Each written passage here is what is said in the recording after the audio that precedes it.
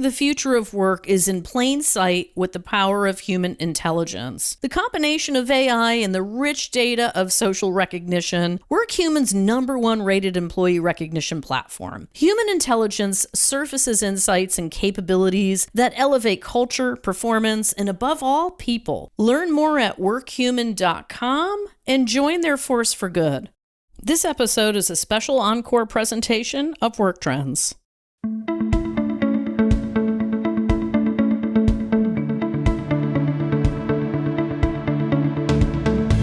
Welcome to the Work Trends podcast, brought to you by Talent Culture. I'm your host, Megan Mbiro. Every week, I interview smart people reimagining the world of work. Be sure to stay current with all of our interesting podcasts by visiting our page at Talent Culture Work Trends on Apple Podcast or Spotify. And of course, you can listen at talentculture.com on the podcast page.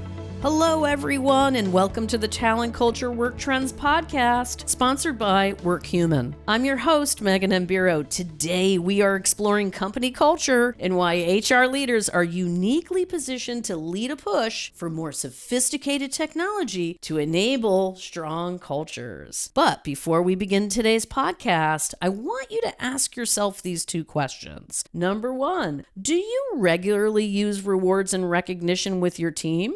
And number two, do you use technology to gather intel on workplace dynamics? Joining us today is Jesse Harriet, Executive Director of WorkHuman IQ.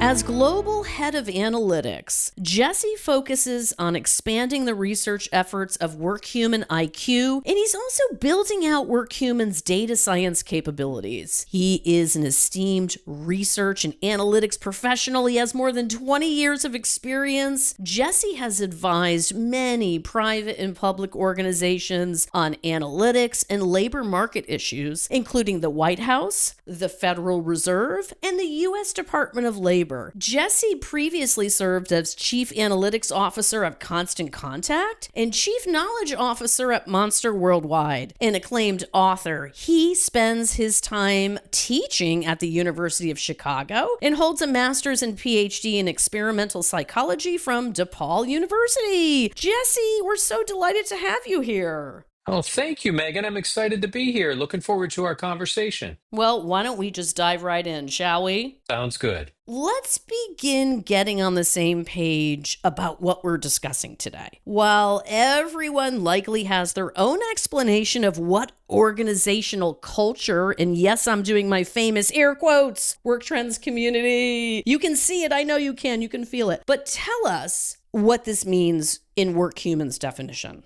Yeah, absolutely. An organizational culture, as you mentioned, is one of those things that means different things to depending on who you ask. But the way WorkHuman thinks about it is that the organizational culture is really the culmination of all of the company's values, beliefs, more importantly, how these values and beliefs shape an employee's work practices and how they behave and show up at work. You know, it's really rooted in the lived experiences that employees have and how they experience their day-to-day workplace. For example, at WorkHuman, our organizational culture relies on connection, right? That's the most important thing to us, fostering those deep human connections where employees feel seen, valued, and they can bring their authentic selves to work. And for us, employee recognition is really at the heart of what we do. So that is the big culture driver for us. But, you know, in today's work environment, companies really need to foster a culture that caters to all employees, regardless of where they are, who they are, and the skills that they bring to the organization. We think about remote work, we think about back to the office, different generations. All of that contributes to the culture. 2 words, true that.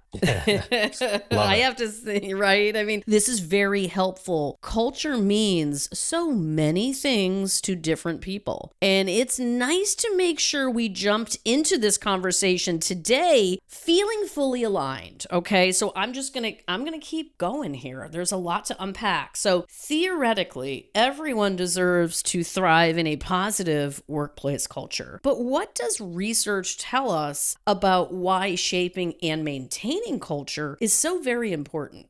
We study this a lot, right? A big focus for us at WorkHuman is to understand some of these dynamics, and it's really hard. If it was easy, every company would have a great culture. We did a study with Gallup and really found that 2 in 10 employees agree that they are connected to their organization's culture. So only 2 in 10. But those that did agree that they felt connected to the culture were 3.7 times likely to be engaged in their work, 68% less likely to feel burned out, 55% less likely to be looking elsewhere for job opportunities, right? And they were more likely to use words like caring, innovative, inclusive. Other people would use terms like toxic, disorganized, chaotic, etc. And another study that Gallup found that only 33% of employees in the US and 23% of employees feel engaged. Thank you, Jesse. I think we do all deserve to spend our valuable time in a positive workplace culture. Anyone out there in the work trends and talent culture global community knows I've been talking about this for a while. And let me tell you, our community of listeners are often the ones who make or break workplace culture every single day. But I got to tell you,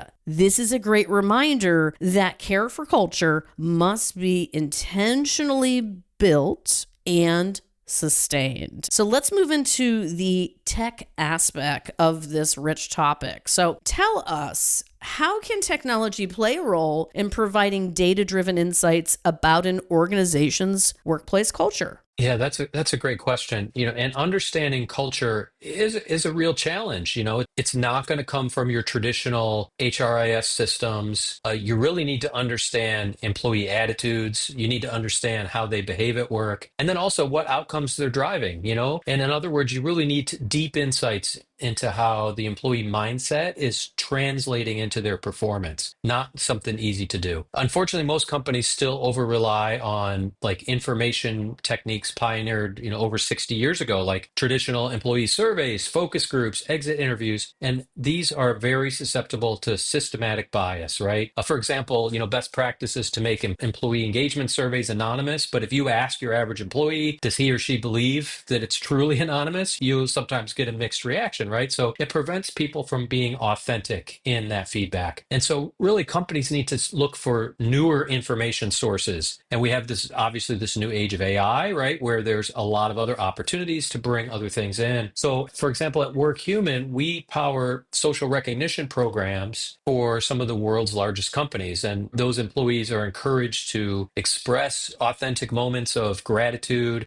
spot excellence in action, and then share that, with the entire company. And not only does that do good things for the business, but it's also a treasure trove of insights. And at WorkHuman, we think about that as human intelligence, right? This crowdsourced and authentic employee insights plus AI can give you things like skills assessments on employees, highlight hidden gems inside the organization, help with talent mobility challenges. Where's my next opportunity? Help with mentorship networks, help with onboarding.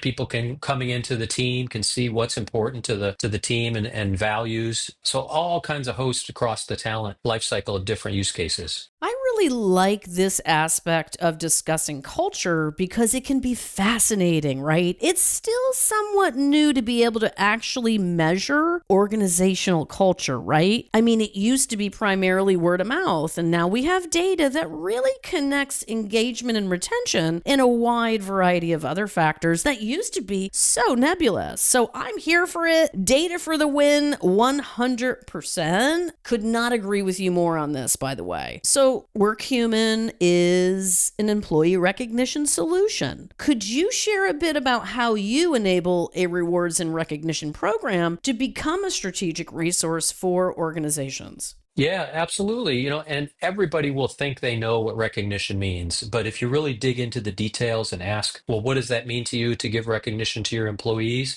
Some will say, well, I say thank you every week, but others will really understand that it takes more than that. It takes an authentic, deep appreciation for each employee and the way they are unique. And so there are a few areas that we highlight for impactful recognition that we found through, studying this for over 20 years. One, that it's frequent and timely. So whenever you notice it, recognize it. Not once per year, not when it's time for the performance review, but every time you notice it, right? Put it in the flow of work. Two, make it personalized and authentic. Tailor that message to the person. Highlight the uniqueness and their contribution. Third, make it equitable.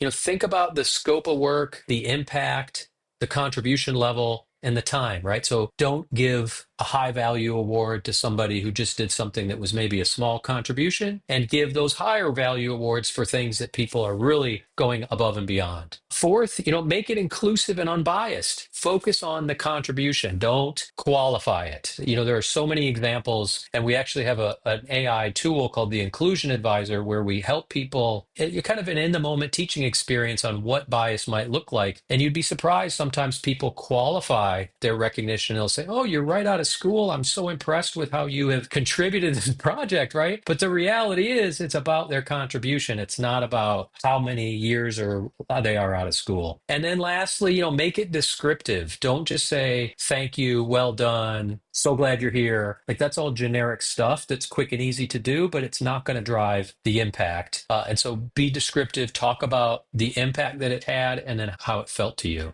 Rewards, recognition. What's interesting to me about this is that the old-fashioned thank you and handshake has not, and I don't believe will not, go out of style here. We want to be authentically thankful, yes, but I think it's also important to learn about programs that are very strategic in ensuring employees are actually receiving the recognition they deserve. So let's unpack this just a little bit more. What are some of the insights that HR leaders can get from their rewards and recognition program? And tell us, when recognition is done right, what does that feel and look like? Yeah, that's a great question. When recognition is done right, there are a lot of employee benefits, right? The experience the employee has, they feel seen, appreciated, heard. They're more likely to have increased engagement, give that extra performance,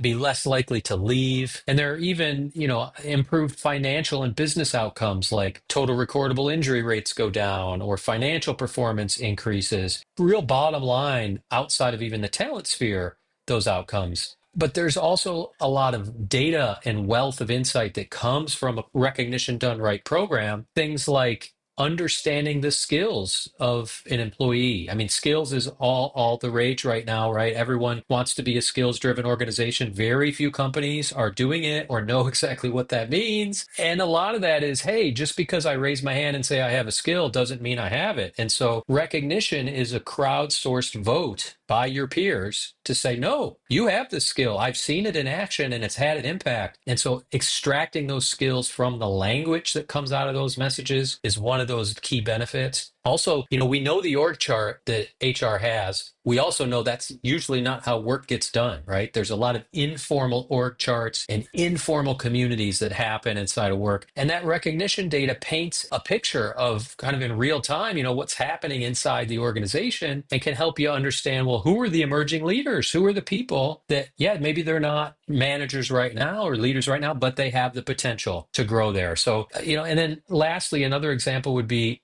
what are the priorities for my teams across the company? What are they working on? What's having the greatest impact? All of these things that can be a real challenge to pull together in a succinct way using other data. That recognition data is a complement to all these other sources that we have available to us. Yeah, I mean, these are solid examples, Jesse. I think this is such an obvious win-win for employers, managers, and employees alike. I mean, employees can receive that much needed recognition and understand that. That can be so powerful. You're not saying something about your own talent and skills. Joe is, or Mary is. I mean, how cool is that? Talk about empowering yourself to maybe see yourself in a different way. So to me, that's truly, truly groundbreaking stuff, right? When we talk about personal career development, to me, that's the gold. That's the good stuff. I think it's all good. I think leaders also are starting to see and measure what's working. And so this data becomes that empowerment tool, essentially, right? Opening up these communication lines. And,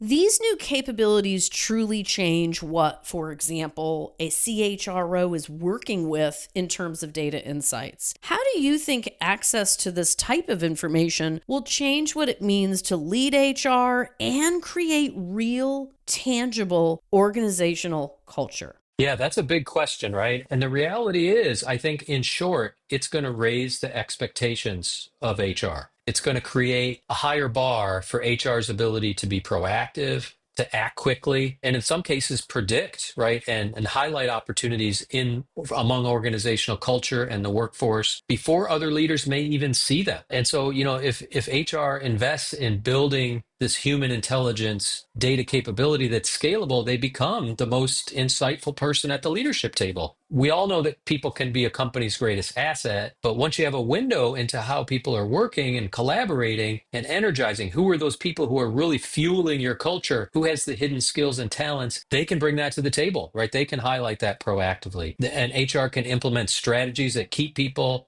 engaged, loyal, and then really, maximize their performance. And, even though we're talking about heavy emphasis on technology in this conversation, the truth of it is the access to this new information really helps workplaces become more human-centered because you're elevating the voice of the employee, right? Prioritizing and celebrating them and deepening their human connections, which makes them feel committed to the business in the long run. And guess what, everyone? That's the goal. That's where we're heading to by using this technology. We're not replacing anybody. I think if anything, we're just making humans better. We're making ourselves more in tune with who we really are so we can show up as our true selves at work every single day. And to me, that's powerful stuff. So I want to thank you, Jesse, for being so smart, so insightful, and leading the way here for us. This has been a really amazing conversation. Oh, it's been my pleasure, Megan. I appreciate your insights and look forward to talking to you again.